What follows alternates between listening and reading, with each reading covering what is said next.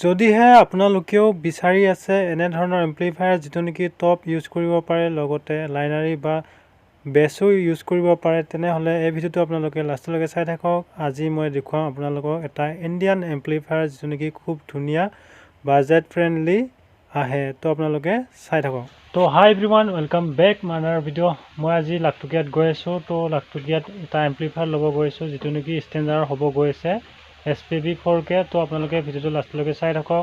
সম্পূৰ্ণ আনবক্সিং ভিডিঅ'টো পাব ইয়াতে আৰু প্ৰাইচটো জনাই আছোঁ। ভিডিঅ'টো লাষ্টলৈকে চাই থাকিলে গম পাব।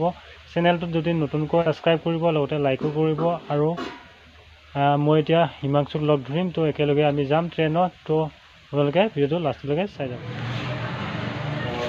ষ্টেণ্ডাৰ্ড সব বস্তু পায় না ইয়াত? আৰু 12 মিক্সাৰ এখন আছিল 1203 ই 12টা চেনেল থাকে নেকি? ইনটো এনে সৰু সুৰা লেপটপ কৰিব পাৰিনে? সৰু লেপটপ হয়। তো গম পালে গাইজ, আপোনালোকে ইয়াত মিক্সাৰ লাগিলে ষ্টেণ্ডাৰ্ডৰ সম্পূৰ্ণ পাব। একদম ইফেক্টছ ইকুৱেলাইজাৰ থকা মিক্সাৰ পাই যাব। বৰ ভাল কোৱালিটিৰ মিক্সাৰ ষ্টেণ্ডাৰ্ড। তো জানে আপোনালোকে, যদি লাগে ল'ব পাৰে ইয়াত আহি। আৰু ভিডিঅ'টো আপোনালোকে একদম লাষ্টলৈকে চাই যাব। আৰু আহি আছে মোৰ এম্প্লিফায়াৰ। তো এয়া হৈছে মোৰ এম্প্লিফায়াৰ আনবক্সিং দেখুৱাই আছোঁ।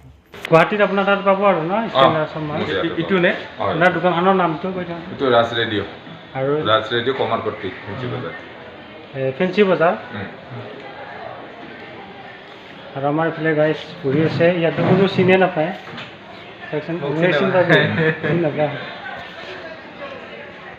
গাইজ আমাৰ এম্প্লিফায়াৰ লোৱা হৈ গ'ল। ইফালে এইচফালে পেকিং কৰি আছে। মইহে চলাম এইটো ফাৰ্ষ্ট। কৈ দে মই চলাম ফাৰ্ষ্ট এইটো। তাৰপিছতহে তাৰপিছত মই পাম আৰু ই প্ৰথম চলাব। মানে গুৱাহাটী প্ৰগ্ৰেম এখন আছে, এইখন মাৰিব।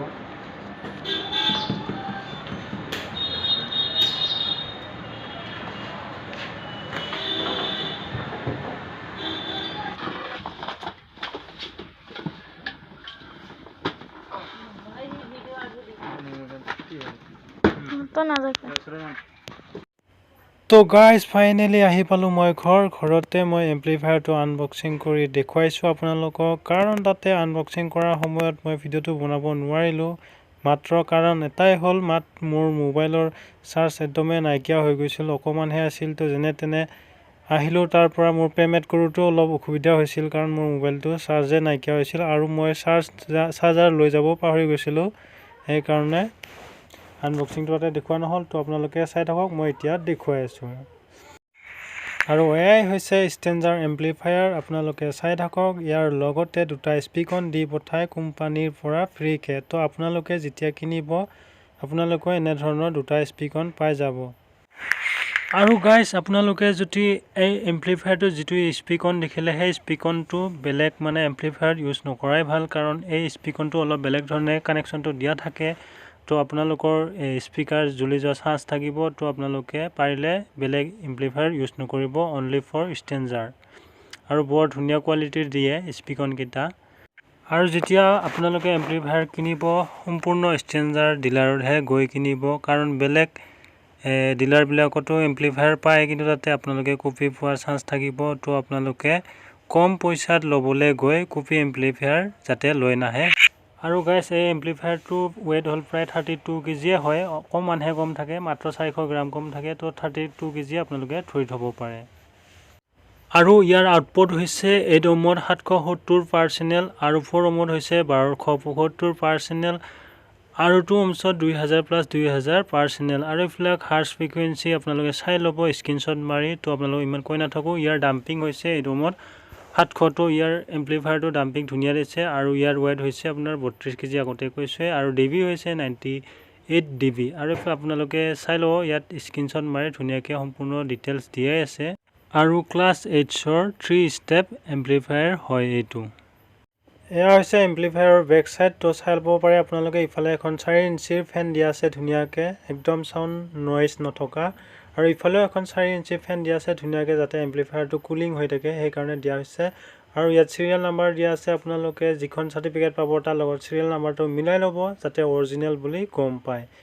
আৰু ইফালে এক্সেলাৰো দিয়া আছে এ চেনেলৰ কাৰণে আৰু বি চেনেলৰ কাৰণেও এক্সেলাৰ দিয়া আছে লগতে P30A দিয়া আছে এ চেনেলত বি চেনেলতো P30A দিয়া আছে ল' পাছ ফ্ৰিকুৱেঞ্চি আপোনালোকে যদি ল' চলায় তেনেহ'লে এইটো অন কৰি ল'ব লাগিব টপ চলালে অফ কৰি থ'ব পাৰে আৰু বি চেনেলতো চেম একেই দিয়া আছে যদি টপ চলাই অফ ৰাখিব যদি ল' চলায় তেনেহ'লে অন কৰি ৰাখিব ইফালে স্পিক অন আউটপুট দিয়া আছে এ চেনেলৰ বাবে ধুনীয়াকৈ আৰু বি চেনেলৰ বাবেও স্পিক অন আউটপুট ধুনীয়াকৈ দিয়া আছে আৰু ইফালে টাৰ্মিনেল দেখা পাইছে আপোনালোকে আগতে টাৰ্মিনেল দিয়া নাছিলে এ চেনেলৰ কাৰণে ধুনীয়াকৈ দিয়া আছে আৰু বি চেনেলৰ কাৰণেও টাৰ্মিনেল ধুনীয়াকৈ দিয়া আছে মানে আগতে ষ্টেঞ্জাৰে টাৰ্মিনেল একদমেই দিয়া নাছিল হৰণ যে লগাই আহুজাৰ তেনেকুৱা দিয়া আছিল আগতে তো আপোনালোকে এইটো ৱেৰ দেখিছে পাৱাৰৰ কাৰণে দিছে কিন্তু ৱেৰডালৰ এটাই প্ৰব্লেম হ'ল কি মানে চকেটটো দিয়া নাই যিটো নেকি আপোনালোকে কাৰেণ্টত ইউজ কৰিবৰ কাৰণে থাকে সেইটো দিয়া নাই কিহৰ কাৰণে নিদিয়া ষ্টেঞ্জাৰে নাজানো দিয়া থাকিলে ভাল হ'লহেঁতেন আৰু ইফালে QAC পাছ আৰু লগত তলত দিয়া আছে ইফালে গাইজ আপোনালোকে চাব পাৰে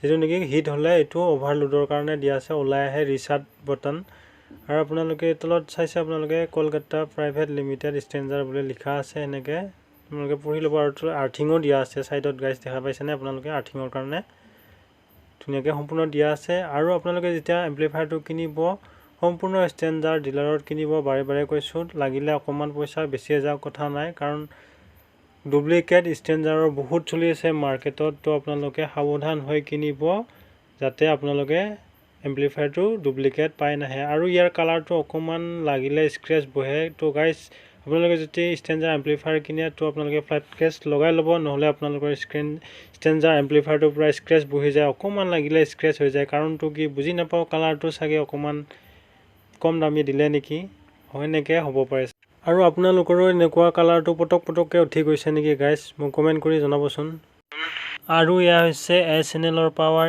LED লাইট দেখা পাইছে আপোনালোকে কাষতে আছে ষ্টেঞ্জাৰ SPB 4K বুলি লিখা আৰু ইফালে ভলিউম নবটো চাব পাৰে আপোনালোকে এ চেনেলৰ ধুনীয়া স্মুথ ভলিউম নব হয় আপোনালোকে দেখা পাই আছে এ চেনেলৰ বাবে দিয়া হৈছে এইটো ভলিউম নব আৰু ইফালেও চেম একেধৰণে দিয়া আছে বি চেনেলৰ বাবেও চেম ভলিউম নব দিয়া আছে আৰু কাষত দিয়া আছে LED চিগনেল লাইট দেখা পাই আছে আপোনালোকে আৰু ইফালে এক্টিভ ক্লিপ কণ্ট্ৰল আৰু ইফালে peak B channel peak A channel ইফালে স্পিকাৰ প্ৰটেক্ট আৰু ইফালে লাইন হাই আৰু এইটো টেম্পাৰেচাৰ আৰু ইফালে চেক এইটো পাৱাৰ অন অফ ইফালে দিয়া আছে আৰু সম্পূৰ্ণ আপোনালোকে লাইটখিনি দেখা পাই আছে আৰু কাষৰ ষ্টেঞ্জাৰ বুলি লিখা আছে আৰু এইটো পাৱাৰ অন অফ আৰু 2 ohmsত 2x2000 পাৰ চেনেল লিখা আছে ধুনীয়াকৈ 2 ohms বুলি আৰু ইফালে কাষত ইটো চাইডে দিয়া আছে আপোনাৰ ডিউল চেনেল অডিঅ' এম্প্লিফায়াৰ বুলি দিয়া আছে তো ইফালে দুই চাইডে ধুনীয়াকৈ ইয়াৰ যাবৰ কাৰণে ফেনৰ কাৰণে দিয়া আছে গেপ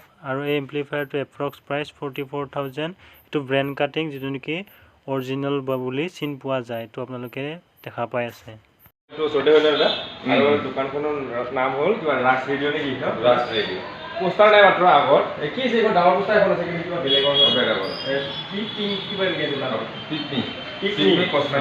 পিকমে কচমেটিক শ্বপ বুলি ওপৰত হয় দোকানটো আহিলে আপোনালোকে এতিয়া আহিব পাৰে ষ্টেঞ্জাৰৰ ডিলাৰ মানে অৰিজিনেল ইয়াতে ষ্টেঞ্জাৰৰ যি বস্তু লাগে ইয়াতে অৰিজিনেল পাই যাব আপোনালোকে আৰু আমি ল'ব অহা এম্প্লিফায়াৰটো হ'ল এইটো চাব পাৰে আৰু আপোনালোকে যদি চেনেলটো নতুনকৈ আহিছে ছাবস্ক্ৰাইব কৰি যাব কাৰণ নেক্সট ভিডিঅ'ত আপোনালোকে চাউণ্ড টেষ্ট দেখা হ'ব তো আপোনালোকে ছাবস্ক্ৰাইব কৰি ৰাখিব নাপাহৰিব আৰু নেক্সট ভিডিঅ'ত চাউণ্ড টেষ্টটো চাব নাপাহৰিব আজি চাউণ্ড টেষ্ট কৰা নহ'ল কাৰণ আমাৰ ইয়াৰ যিটো নেকি ট্ৰেন্সফৰ্মাৰ আছিল সেইটো জ্বলি গ'ল তো ট্ৰেন্সফৰ্মাৰটো আকৌ নতুন আনিব তাৰপিছতহে আপোনালোকক চাউণ্ড টেষ্ট কৰি দেখুৱাম